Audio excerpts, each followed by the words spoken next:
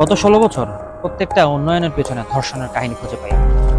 ধর্ষণের কাহিনী খুঁজে পাই, কারণ প্রত্যেকটা উন্নয়নকে গত 16 বছর ফ্যাসিস্ট খুনিরা ধর্ষণ করেছে, এবং পাশাপাশি তার সহযোগী হিসেবে ছিল আমাদের পার্শ্ববর্তী সেই স্বৈর শাসক এবং উগ্র হিন্দুত্ববাদী সরকার এবং দেশ ভারতের সহযোগিতায় আমাদের প্রত্যেকটা উন্নয়নকে তারা প্রশ্নবিদ্ধ এবং ধর্ষণ করেছে। অর্থাৎ আমাদের সকল উন্নয়ন এখন ধর্ষণের শিকার। আমাদের পদ্মা সেতু, আমাদের মেট্রো রেল এবং চট্টগ্রামের বহুচিত আমাদের চ্যানেলটি,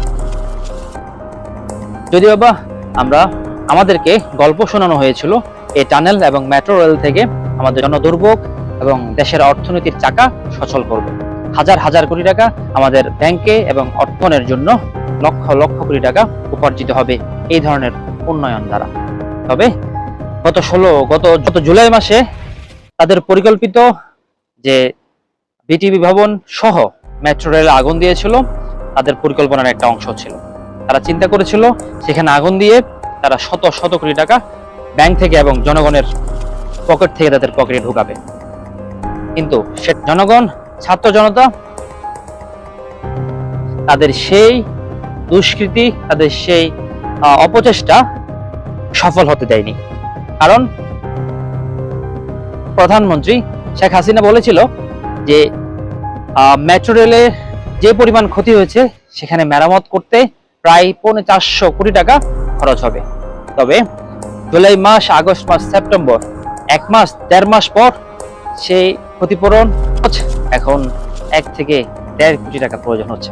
মানে অন্তর্বর্তী সরকার 1 কোটি টাকা, 1 থেকে 1.5 কোটি টাকা দিয়ে সে ক্ষতিপূরণ এবং আওয়ামী লীগ যে পরিমাণ ক্ষতি করেছে, যে ক্ষতি মেট্রো রেলের ভিতর পরিকল্পিতভাবে যে আক্রমণ এবং ক্ষতি সাধন করেছে, সেটা মেরামত করতে মাত্র 1 কোটি টাকা প্রয়োজন।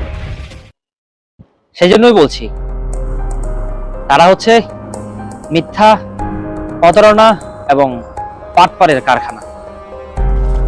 অবশেষে ছাত্র জনতা এবং সাধারণ জনগণ আমাদের সে চাটুকার, ভণ্ড, বাটপার, প্রতারকের হাত থেকে আমাদের 20 কোটি বাঙালিকে স্বাধীন করেছে। প্রত্যেকের জায়গা থেকে চোখ কান খোলা রাখবেন এবং যে কোনো ধরনের অসঙ্গতি, অনিয়ম, দুর্নীতি সবার জায়গা থেকে প্রচার করবেন। ভালো থাকবেন। আল্লাহ হাফেজ।